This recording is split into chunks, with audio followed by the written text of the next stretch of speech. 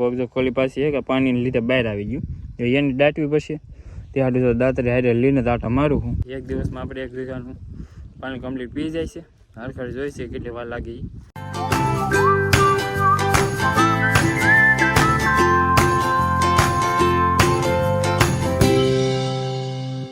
Hello YouTube family સ્વાગત છે તમારા નવા બ્લોગમાં. કેમ છો ફેમિલી? બધા મજામાં? બધા જે માતાજી હર મહાદેવ. તો ફેમિલી અત્યારે હાલમાં આપણે છીએ આપણા માલમાં છે આપણે હે કે ડુંગળી કરેલ હતી કે ત્યાં છે ને આજે હે કે આપણે ભાઈ બીજું પાન આપણે ચડાવી દીધું છે ડુંગળીમાં સરસ મજાની આપણે કે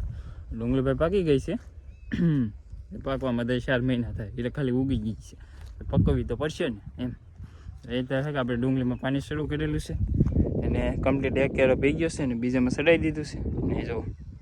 ખૂટિયા છે કે હગર ઠેર સુધી પાડી દીધા છે જો મોટા મોટા છે કે હગર પાડી દીધા છે જો એટલા માટે જો અહીં વાલ બાંધેલી ન હોય કે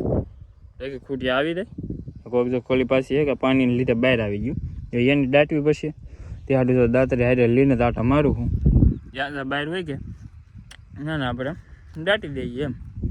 એક પી ગયો છે અને બીજામાં ચડાવી દીધું છે બીજું બધું હજી બાકી છે કમ્પ્લીટ સરસ મજાની આપણી ડુંગળી જો ઉગી ગઈ છે તો તમને ડુંગળી નાખે છે ને મેં થોડો ઘણો બતાવું એ તમને કેવી લાગી ને એ કમેન્ટ બોક્સમાં કહી દેજો.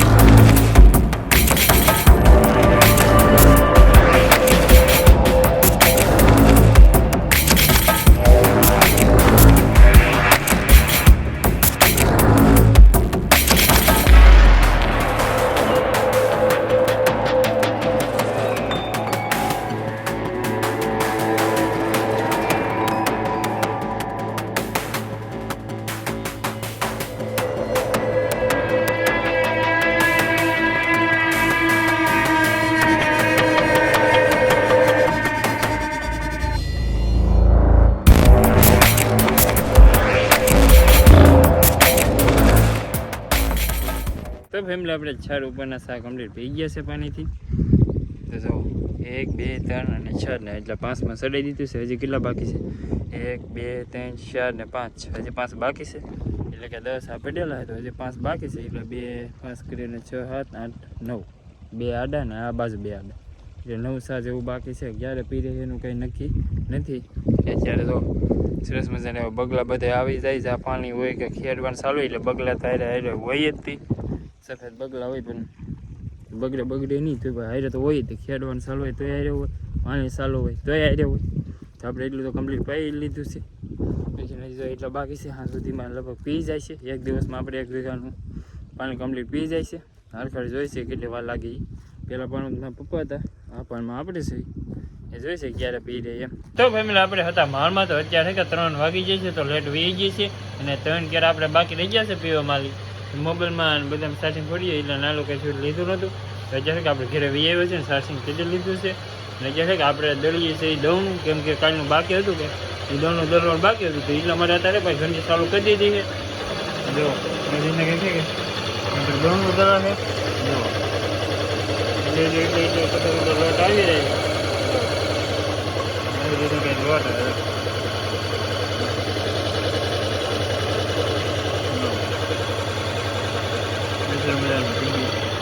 જો વાળો હોય ખાલી રાખવાનો હોય એટલે એટલું પડતો હોય કે એટલે હું દળનું સારું આવે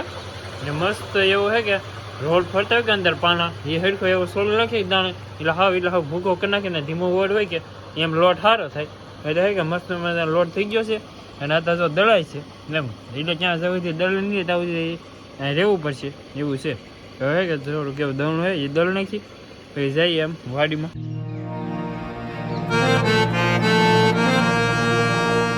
ફાઇનલ ફેમ અત્યારે આપણે હાલમાં પહોંચી ગયા છીએ આપણા માલમાં, કેમ કે કાનું જે અધૂરું પાવાનું બાકી હતું કે એ પાવાનું હતું તો અત્યારે કે આપણે માલમાં પૂગી ગયા છીએ.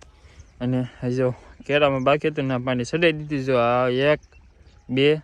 3 અને 4 5 અને 6 કેળા આપણે પાવાના બાકી છે. અત્યારે તો આમાં સડાઈ દીધું છે એટલે કલાક 1.5 કલાક જેવું વાર લાગે આ હેઠળ ઓલે હેઠળ સુધી જતા,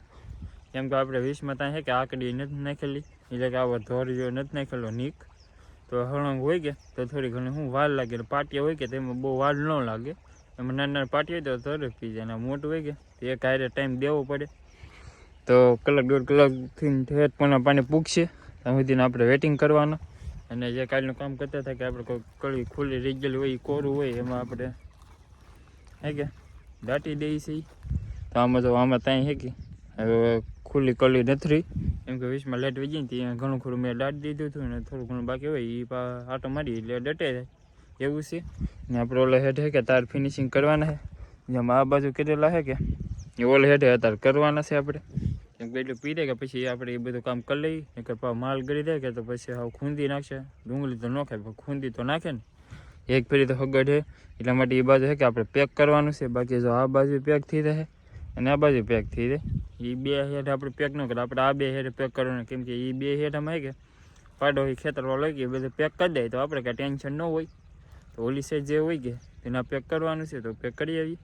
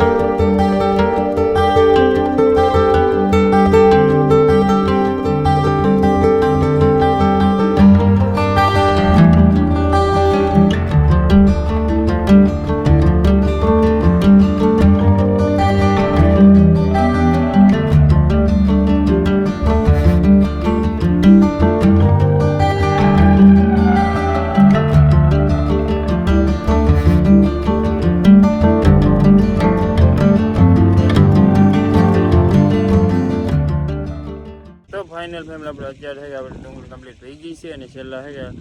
જે સા બાકી હતા કે એમાં પાણી ચડાવી દીધું છે. તો જો